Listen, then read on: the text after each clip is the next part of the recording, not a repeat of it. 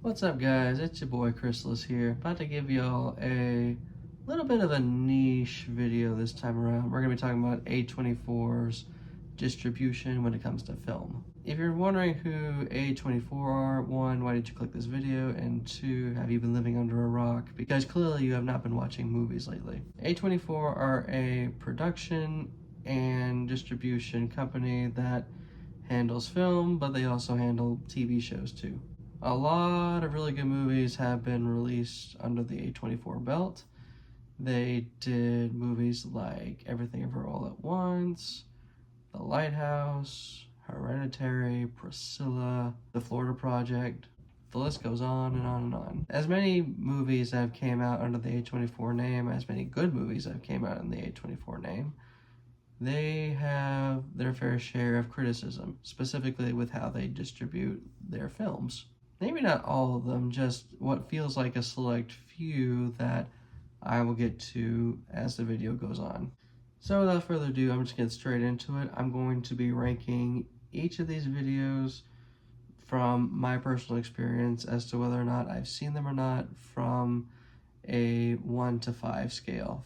5 stars being I watched the movie with very little to no difficulty whatsoever, and 1 star being I probably did not watch this movie yet, or it was just near impossible to. Anyway, I'm just gonna get straight into it. Problemista, I'm going to give, I believe, a 2 or 5 star rating. I actually might give this an NA since I have not been going to the theaters a whole lot around this time, so I'm not sure how much it was being distributed in theaters as well as if it showed up in previews. Add to that, the film came out around the time Dune Part 2 came out, so it's possible that when Dune Part 2 came out, Problemista was just buried. For Love Lies Bleeding, I'm going to give 5 stars. I had literally no difficulty catching this film whatsoever. I'm also going to give 5 stars to Civil War. Like, not only did I have no difficulty catching Civil War, they were also showing it in IMAX. And boy howdy, that movie was so good in IMAX. If you missed it, you really missed a trip. I will also give 5 stars to I Saw the TV Glow. I had no problem catching that movie in theaters either. I was actually able to catch it for Pride Month in June as well as in May when it came out. So Tuesday, I'm going to give it about 3 stars. I did remember seeing maybe a handful of showings for this movie in a theater near me, but I just wasn't super interested in catching it. I could have, but I just wasn't really feeling the premise or something like that. I can't speak for how I felt around June the 7th of 2024 specifically.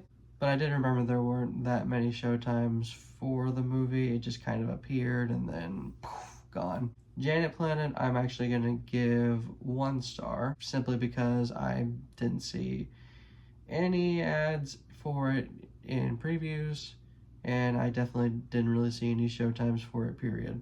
I actually did not hear any buzz about it until near the end of last year when people were putting it on their end of the year list. And then I did end up watching it on HBO Max, and I wasn't a fan, sadly. Maxxxine, I'm going to give 5 stars. I mean, it's the epic conclusion to the X trilogy, so of course it's going to be distributed well amongst all the different theaters and stuff.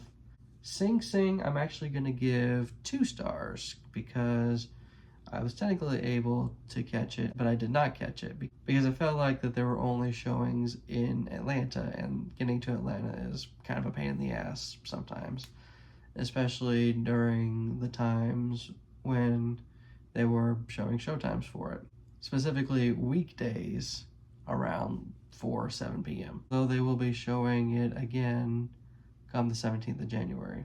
The Front Room, I'll give about 4 or 5 stars.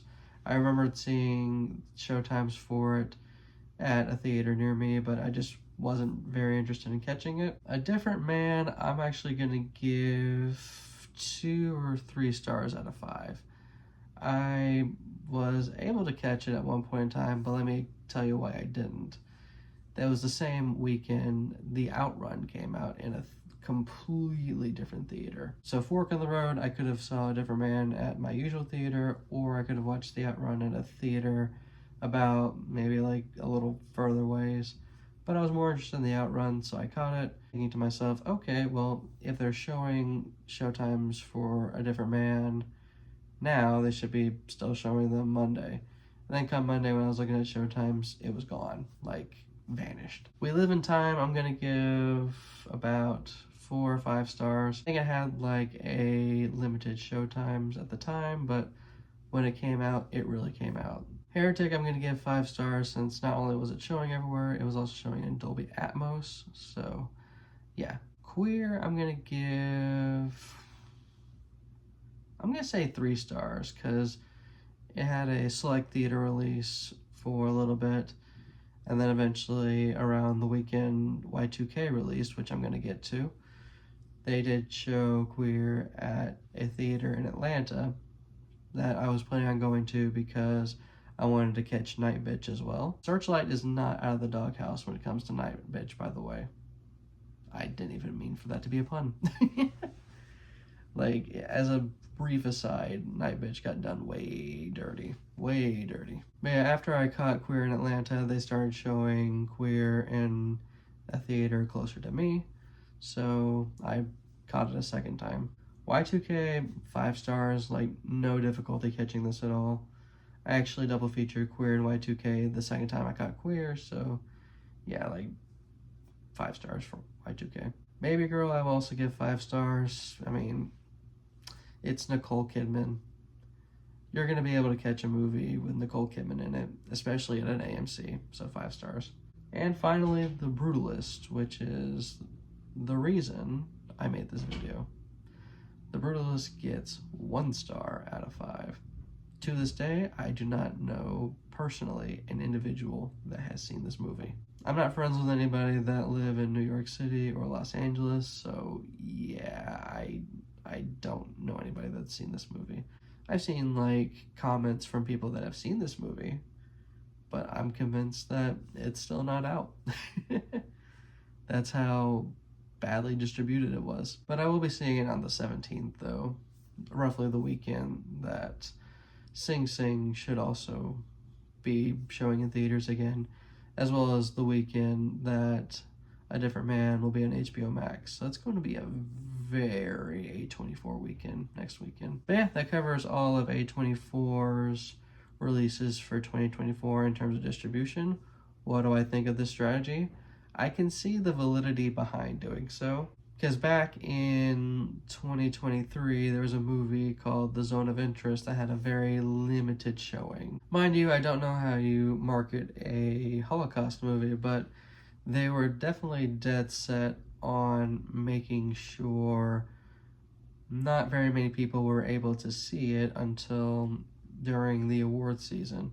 They let journalists and critics and people that are on like the panel for like awards season or whatever watch the movie, and then they just held off until it was like nominated for X amount of Golden Globes or nominated for X amount of Oscars, and then they put the movie in theaters. And it did end up making about 52 million this way, but I couldn't tell you what the budget was since it's not really in Wikipedia. Let me see if I can find out real quick what the budget is in like 30 seconds.